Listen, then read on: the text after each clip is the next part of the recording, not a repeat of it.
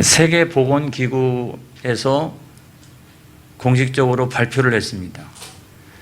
코로나19의 그 출처, 그 시작을 모르겠다. 다만 2020년도 1월 달에 아주 국제적인 비상사태가 발생했다. 그리고 3월부터 세계적인 대유행이 시작되었다. 그로부터 1년 6개월이 지났습니다. 우리에게는 두 가지 현상이 나타나고 있습니다. 하나는 저기 있는 것처럼 팬데믹 현상이 일어나고 있죠. 팬데믹이란 두 개 대륙 이상에서 전염병이 발생하는 건데 지금 두 개 대륙뿐만 아니라 전 세계가 몸살을 앓고 있죠. 또 하나는 언택트입니다. 그러니까 접촉해서 어떤 물건을 구입하던 사람들이 이제 비접촉으로 물건을 구입하기 시작하는 온라인 시대가 되었다. 이런 얘기예요. 여기에 대해서 더 근본적인 대안, 또 근본적인 대책을 세우려고 하는 사람들이 일어나기 시작을 했습니다. 백신을 우리가 다 맞아서 항체가 생기면 뭐하냐? 변이가 또 생기고 또 새로운 바이러스가 생기면 인류는 그 다음에 방법이 없다. 그런 생각을 해서 창조 질서 보존 운동을 시작해야 된다. 일찍이 그런 생태계, 동물과 식물의 생명권 이런 것을 위해서 운동하는 사람들이 있어 왔습니다만은 이번처럼 절실하지 않았습니다. 그리고 기후위기 다 우리의 잘못 때문이다. 그러니까 이 기후위기를 극복할 수 있는 운동을 펼쳐야 한다. 이런 사람들이 막 이제 생겨나기 시작을 했죠. 이거를 잘하기 위해서는 어떻게 해야 돼요? 인간의 욕심과 이기심을 내려놔야 되잖아요. 그러니까 인류가 여기까지는 온 거예요. 그러니까 인간의 이기심과 욕심을 내려놔야 한다. 여기까지는 다 누구든지 공감하는데 어떻게 인간이 그 이기심과 욕심을 내려놓을 수 있습니까? 윤리와 도덕의 수준을 높인다? 그거 갖고 될까요? 인류 역사에서 우리가 경험을 하고 있습니다마는 인간이 가지고 있는 이 죄성이라고 하는 것은 정말 엄청난 파괴력을 가지고 있습니다. 단순히 우리가 윤리적이고 도덕적인 수준을 올린다고 해서 해결될 문제가 아니에요. 그래서 사람들은 신앙을 갖게 되는 것이 아닐까 하는 생각도 들고, 어쨌든 이대로 가다가는 인류가 다 공멸한다. 그러므로 돌이켜야 한다. 이런 새로운 감동의 물결이 일어나지 않으면 소망이 없다는 생각이 들어요. 저는 오늘 성경 말씀도 매우 비슷한 말씀이라고 생각합니다. 이스라엘 백성들이 바벨론에 70년 동안 포로로 잡혀가서 생활을 했어요. 이 70년의 기간이라고 하는 것을 뭐라고 이야기하면 좋을까? 물론 당연히 하나님의 심판이요 형벌의 시간이었습니다. 얼마나 불신앙하고 불순종하고 이랬는지 우상을 엄청 섬겼잖아요. 그 결과로 이스라엘 백성들이 바벨론에 끌려가서 포로 생활을 하고 있는 것이다. 두 번째로는 단순히 이 시간이 형벌과 심판의 시간인 것뿐만 아니라 깨우침의 시간이기도 했다는 거예요. 깨우침의 시간이 되기도 했다. 예를 들어보면 첫 번째로 우상 숭배 이제는 지긋지긋하다. 예전에 모세가 경고했습니다. 너희들이 가나안 땅에 들어가면 7 족속이 섬기는 우상을 너희도 섬기게 될 것이다. 그렇게 경고를 했건만 들어가자마자부터 시작해서 계속 우상 숭배하고 불신앙하고 불순종하고, 어떤 때 하나님의 종들이 나타나가지고 책망을 하면 좀 회개했다가도 또 다시 우상 숭배하고, 이런 일들이 계속적으로 반복되다가 나중에 하나님께서 안 되겠다. 그래서 이방을 통해서 이스라엘 백성을 심판한 줄로 믿습니다. 그것이 포로기잖아요. 바벨론에 끌려가서 엄청나게 고생을 했습니다. 이 바벨론이라고 하는 것은 그때 당시에 고대 근동의 패자인 것뿐만 아니라 세상의 거의 모든 우상들이 다 거기 있었어요. 아주 다신교 사회였거든요. 그러니까 거기에 모든 세상의 우상들이 다 있었어요. 거기로 끌려가 가지고 너희들 보라 이런 거죠. 세상의 우상들 내가 다 모아놓을게. 거기에서 한번 너희들 포로로 잡혀서 죽을 고생을 한번 해봐. 너희들이 그렇게 좋아하던 우상들 내가 다 모아놓을 테니까. 그래서 그 우상 세계에 포로가 되었고 거기서 결박당해서 생활을 하기 시작을 했어요. 그랬는데 기쁨이 없잖아요. 시간이 흘러가면서 어떤 사람은 돈을 벌기도 했습니다. 재산을 모은 사람들도 있었습니다. 그런데 재산을 아무리 모아도 돈을 아무리 많이 벌어도 영혼의 기쁨이 없는 거예요. 이상하죠? 그것만 있으면 그냥 기쁨이, 내가 거기에 포로가 되고 내가 거기에 결박을 당해도 그것만 있으면 나에게 큰 기쁨이 생길 것이라 생각을 했는데 이상하게 기쁨이 없는 거예요. 그리고 어느 날부터인가 우상이 지긋지긋해지기 시작을 했습니다. 그리고 영이신 하나님이 그리워집니다. 그리고 다시 돌아가면 하나님께 찬양하고 경배하고 싶어졌습니다. 마음껏 제사를 드리고 싶어졌습니다. 그런 마음들이 막 생기기 시작하면서 내가 그럴 수만 있다면 내 영혼의 기쁨이 회복될 수 있을 텐데. 저는요, 성경을 통해서 설교를 준비하다가 이 부분에 와서 울컥했어요. 이 부분에 와서 울컥했어요. 그렇게 이야기했는데 그 경고를 무시하고 살더니 결국 이렇게 되었구나 하는 생각이 듭니다. 여러분, 우리가 하나님보다도 더 사랑하는 우상들이 많이 있습니다. 그것이 우리들에게 기쁨을 가져다 줄 것 같아도 그렇지 않아요. 인간은 영적인 존재입니다. 하나님과의 바른 관계가 설정되어지지 않으면 결코 영혼은 참된 기쁨을 누릴 수가 없어요. 그걸 모르고서 사람들이 그쪽을 향해서 그냥 달려가는 거예요. 그러다가 포로가 되고 그들의 결박을 당하는 것입니다. 두 번째는 말씀이 사모되어지기 시작합니다. 바로 그 이전에 얼마나 걸출한 선지자들이 있었습니까?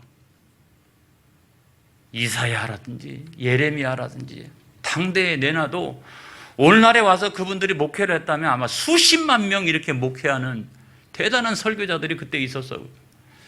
그런데 그때 그들이 나타나가지고 하나님의 말씀, 직접 들은 하나님의 말씀을 선포하는데도 어쩌면 그렇게 청개구리처럼 하나님의 말씀을 안 듣더니 나중에 포로로 잡혀왔습니다. 포로로 잡혀와서 가만히 생각을 해보니까 어때요? 하나님의 하셨던 말씀 그대로, 이사야 선지를 통해서 예레미야 선지를 통해서 하셨던 말씀 그대로 어쩌면 그렇게 똑같이 되어서 오늘날 우리가 여기에 와 있느냐 하는 생각이 들어요. 그때 성경이 어디 있습니까? 그러니까 자기 아버지나 어머니의 구전을 통해서 하나님의 말씀을 듣는데 캄캄한 밤중에 옛날 이야기를 듣는 것처럼 아버지 어머니를 통해서 구전으로 하나님 말씀을 듣는데 이상한 현상이 일어나는 거예요. 그 말씀을 들으면서 막 소망이 생기기 시작합니다. 기쁨이 생기기 시작을 해요. 그리고 특별히 예레미야 선지를 통해서 하셨던 말씀, 너희들은 70년 동안만 포로 생활할 거야. 그 이후에는 너희들은 돌아갈 거야. 이 말씀을 들을 때마다 막 소름이 돋듯이 감동이 밀려오는 거예요. 할렐루야. 감당할 수 없는 기쁨이 내 마음속에 생기기를 시작하는 거예요. 사랑하는 성도 여러분, 모든 것은 하나님 말씀대로 되어집니다. 만약에 하나님 말씀대로 되어지지 않았다면 성경은 일찌감치 폐기 처분되었을 거예요. 오늘날까지 교회는 존재하지 않았을 겁니다. 그리고 교인들이 늘어가지 않았을 거예요. 하나님 말씀은 틀림이 없습니다, 여러분. 말씀에 정직하게 서 있는 저와 여러분이 되어지기를 축복합니다. 할렐루야. 세 번째로는 성전의 소중함을 알기 시작했어요.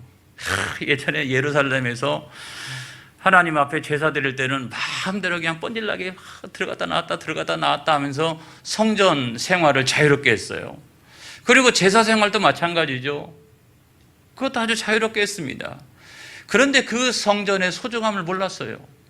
이역만리에 끌려와가지고 하나님의 성전도 없고 하나님 말씀하셨던 대로 그렇게 제사의 어떤 규정대로 제사를 마음대로 드릴 수도 없고 그렇게 되어지니까 얼마나 마음이 답답한지 그 성전이 가지고 있는 그 소중함을 다시 한번 느끼기 시작을 했습니다.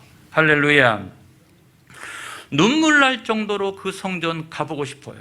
그리워졌습니다. 그래서 여러분 성경 말씀 시편 137편 1절을 보겠어요. 다 같이 시작. 우리가 바벨론의 여러 강변 거기에 앉아서 시온을 기억하며 울었도다. 울었도다. 수도권 이해 지역은 그래도 3단계라 괜찮습니다. 우리 총회도 그래서 수도권에서 총회를 하려다가 내려와가지고 지금 온라인으로 진행을 할 수밖에 없는 건데 그래도 우리는 이렇게라도 모여서 예배를 드릴 수 있지만 수도권은 4단계예요. 그것도 10월 달까지 간대요.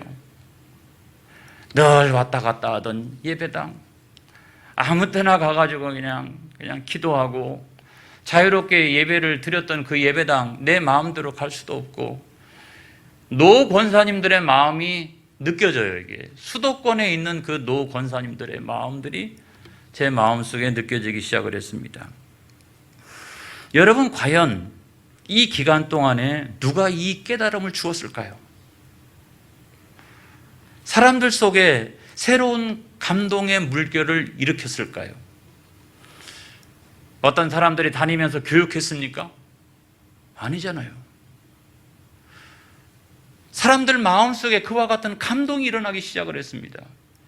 그리고 마음속에 준비를 하고 있다가 이스라엘 백성들 전부는 아니었지만 그 일부분이 그들의 마음속에 새로운 감동의 물결이 일어나고 땡 하고 하나님 이제 회복할 때가 되었다라고 하니까 그들은 막 물밀처럼 돌아오기 시작을 했습니다. 할렐루야. 그래서 1차 포로 귀환이 왕족이었던 수룹바벨 그 총독을 통해 가지고 돌아와서 그들이 하나님의 성전을 건축하기 시작합니다. 에스라 2장 64절로부터 65절에 있는 말씀을 보겠습니다. 시작. 온 회중의 합계가 42,360명이요 그 외에 남종과 여종이 7,337명이요 노래하는 남녀가 200명이요 다 합쳐보니까 49,897명이니까 거의 그냥 한 5만 명 정도가 돌아왔다. 그 다음에 2차 포로 귀환은 에스라를 통해 가지고 돌아왔는데 이분은 율법학자예요. 그러니까 돌아와 가지고 뭘 했어요? 율법을 가르쳤어요. 그때 돌아왔던 사람이 1,754명, 또 어떤 주석에 보면 1,775명 이렇게 되어져 있어요. 한 1,700명 정도가 돌아왔죠. 3차 포로 귀환은 총독이었던 느헤미야 그를 필두로 해가지고 돌아왔는데 그때는 숫자가 어디에도 이렇게 기록이 안 되어져 있어요. 돌아와서 뭘 했습니까? 이 성벽을 중건하기 시작을 했다. 그런데요, 이 새로운 감동의 물결은 질서가 없이 막 그냥 진행된 게 아니에요. 가만히 생각해 보세요. 질서가 이렇게 있어요. 질서. 먼저 오자마자 하나님의 성전을 건축하고 사람들이 모이기 시작하니까 율법을 가르치기 시작하고 그런데 이방인들이 막 일어나가지고 이 성전 제사를 방해하고 이러니까 하나님께서는 세 번째로 느헤미야를 통해 가지고 돌아오게 하여서 성벽을 중건하게 합니다. 할렐루야. 얼마나 질서가 있어요. 그래서 나라를 재건합니다. 자, 성전 재건, 말씀 재건, 그 다음에 세 번째로는 성벽 재건, 네 번째로는 국가 재건. 참 이렇게 질서 있게 이렇게 진행이 되어지고 있어요. 누가 이것을 기획하신 거예요. 이 새로운 감동의 물결 가운데 누군가가 이것을 기획하신 거예요. 제 오늘 설교의 주제는 바로 이거예요. 그분이 누구시냐 하는 거예요. 그분이. 그분이 누구시냐 하는 거예요. 에스라 1장 1절에 있는 말씀을 보겠습니다. 다 같이 시작. 바사왕 고레스 원년에 여호와께서 예레미야의 입을 통하여 하신 말씀을 이루게 하시려고 바사왕 고레스의 마음을 감동시키심에 그가 온 나라에 공포도 하고 조소도 내려 이르되 할렐루야, 하나님께서 바사왕 고레스의 마음을 감동시키셨다, 이렇게 되어져 있어요. 뿐만 아니라 에스라 1장 5절에 있는 말씀을 보겠습니다. 시작. 이에 유다와 베냐민 족장들과 제사장들과 레위 사람들과 그 마음이 하나님께 감동을 받고 올라가서 예루살렘에 하나님의 성전을 건축하고자 하는 자가 다 일어나니, 그래서 뭡니까? 하나님께 감동을 받았다는 거예요. 뿐만 아니라 에스라 1장 6절의 말씀을 보겠습니다. 시작. 그 사면 사람들이 은그릇과 금과 물품들과 짐승과 보물로 돕고 그 외에도 예물을 기쁘게 드렸더라 그랬어요. 그 사면 사람들이란 이스라엘 백성들이 살고 있는 그 주변에 살고 있었던 바사 사람들이죠. 페르시아 사람들이죠. 이 사람들이 하나님의 성전 건축하라고 자기가 가지고 있는 금은과 이런 폐물들을 다 주었다, 이런 말이에요. 이 일이 어떻게 가능할 수 있을까요? 하나님께서 감화감동하셨다. 할렐루야. 저는 이 부분이 너무너무나 중요한 거예요. 여러분, 여기서 계속 반복되고 있는 단어가 있잖아요. 마음을 감동시키셨다. 마음이라고 하는 것은 히브리어로 보면 루하우 이런 건데, 뭐 숨, 그 다음에 영, 혼, 바람, 숨결 이런 걸 말하지만 아주 근본적으로는 영혼과 심령을 말하는 거예요. 영혼과 심령을 말하는 거예요. 그 다음에 마음을 감동시켰다. 이 말은 헤이즈인데 이건 어떤 거냐면 깨닫게 하다, 일으키다, 분발시키다. 자, 이 두 단어를 연결시켜 보면 하나님께서 하고 루하우, 하나님께서 그 심령 안에다가 깨달음을 살짝 주시고 마음을 일으켜 주시고 일어나서 행동으로 분발할 수 있도록 역사하셨다는 거예요. 이것이 여러분 원동력이에요. 모든 신앙생활의 원동력은 바로 거기에 있는 것입니다. 할렐루야. 이것이 가장 중요한 거예요. 그래서 하나님의 마음에 하나님께서 마음에 감동을 시켜주는 사람, 그런 사람을 통해서 어떤 역사가 일어나느냐? 새로운 감동의 물결이 역사 속에서 일어나는 거예요. 그 가정에도 일어나는 거예요. 그 사회에도 일어나는 거예요. 교회에도 일어나는 거예요. 국가에도 일어나는 거예요. 그래서 우리가 이 창조 질서 보존을 위한 녹색교회, 그런 어떤 지향을 우리가 갖게 되는 거죠. 여러분, 뭐가 안 됩니까? 또 어떤 곳에 내가 포로로 잡혀 있습니까? 결박되어 있는데 도무지 여기서 이 결박을 풀 수 없습니까? 내가 어떤 사람을 전도하는데 전도가 잘 안 됩니까? 여러분, 기도하세요. 하나님 아버지, 그 고레스 왕에게 하셨던, 이스라엘 백성들에게 하셨던, 그 바사 사람들에게 하셨던 그 하나님의 감동을 부어주시옵소서. 할렐루야. 나에게 부어주시옵소서. 그 사람에게 부어주시옵소서. 이 문제 가운데 역사하여 주시옵소서 라고 하면 어떤 역사가 일어나냐면, 이야, 새로운 감동의 물결이 파도를 치기 시작합니다. 그게 신앙생활인 거예요, 여러분. 내 힘과 능력 가지고 하는 게 아니에요. 하나님 주시는 힘으로. 그 힘이 딱 들어오면 사람이 질서가 생기기 시작해요. 그 다음에 능력이 나타나기 시작해요. 그래서 새로운 감동의 물결의 주인공이 되어지기 시작한다. 그런 감동이 오늘 이 아침에 있기를 주의 이름으로 축원합니다. 고레스 한번 생각을 해볼까요? 이 사람이요, 입지전적인 인물이에요. 페르시아의 왕이잖아요. 세계적인 대제국의 왕이잖아요. 그런데 원래는 이 페르시아 바사라고 하는 나라가 7개 부족으로 조그만 나라였어요. 그런데 그 중에서 가장 작은 나라의 왕이었던 그가 일어나가지고 나머지 족속을 다 통일시키고 통치자가 됩니다. 그리고 메대하고 아주 유명한 다리오 왕도 있죠. 그 메대하고 연합을 해가지고 바벨론을 공격합니다. 그래서 나중에 페르시아라고 하는 대제국의 통치자가 되는 사람이 이 사람이에요. 아주 입지전적인 인물이기 때문에 자기 주관이 얼마나 뚜렷합니까? 그리고 남의 말 잘 안 들어요. 아주 독선적이고 이런 사람일 수 있는데, 그런 사람의 마음속에 하나님이 감화 감동을 주시니까 어떤 역사가 일어나요? 새로운 감동의 물결이 일어나기 시작합니다. 그래서 저는 어떻게 하나님이 역사하셨느냐, 이게 성경에 구체적으로 안 나와요. 그런데 분명한 것은 체험이 있었겠다. 이런 사람은 죽었다 깨나도요, 자기 고집을 안 꺾는 사람이에요.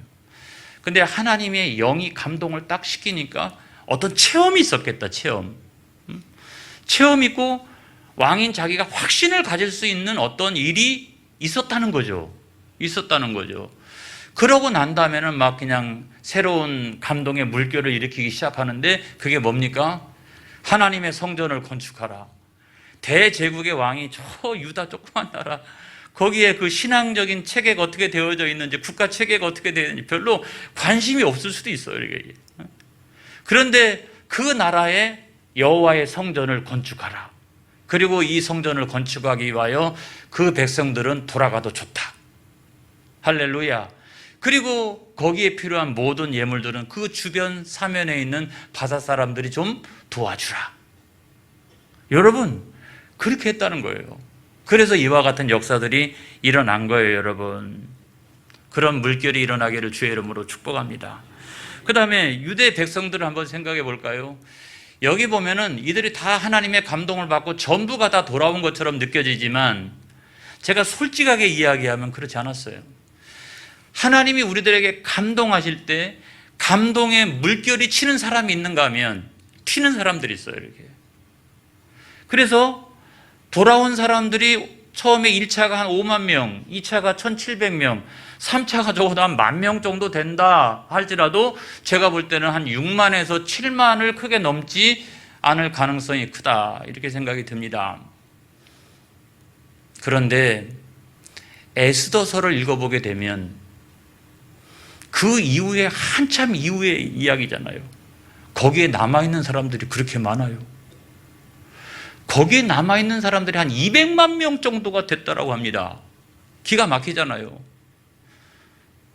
여러분, 이 사람들은 에스더서에서 이렇게 반짝하고 나타났지만 그 다음부터는 역사에 흔적조차 없어져요. 여기는 아무것도 아니에요. 숫자가 중요하지 않습니다. 하나님의 감동을 받는 자가 중요한 것입니다. 할렐루야. 그래서 이들이 돌아왔는데 성경은 돌아온 이 사람들만 주목하는 거예요.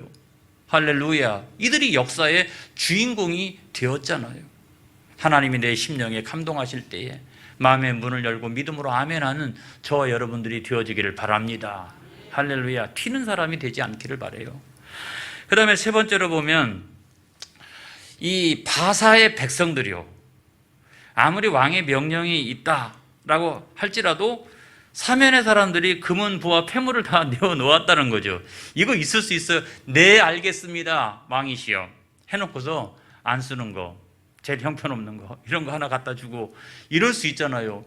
그리고 이 사람들이 그 나라에서 3등 국민도 안 될 거예요. 이렇게 형편없는 사람들이, 이 사람들이 돌아간다는데 왜 내가 내 소중한 폐물들을 이 사람들한테 갖다 줘요?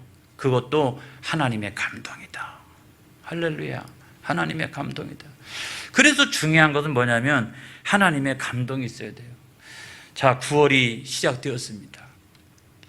하나님, 이번 9월은 이런 하나님의 감동이 있는 계절이 되게 하여 주옵소서. 예배 시간을 통해서라든지, 내가 기도할 때라든지, 혼자 큐티를 하고 있을 때라든지, 어떤 일을 내가 경험할 때라든지, 하나님, 오늘 이와 똑같은 그 하나님의 감동이 내 안에 있게 하여 주시옵소서. 내가 기도하기 원합니다. 내가 사모합니다. 그래서 내가 이 새로운 감동의 물결에 주인공이 되게 하여 주옵소서. 가정에 좋은 일이 생기게 하여 주옵소서. 우리 사업장에 엄청난 일들이 일어나게 하여 주옵소서. 이 나라에도 정말 좋은 일들이 많이 생기게 하여 주시옵소서. 할렐루야. 그 원동력이 하나님의 감동이라는 거예요. 기도하겠습니다.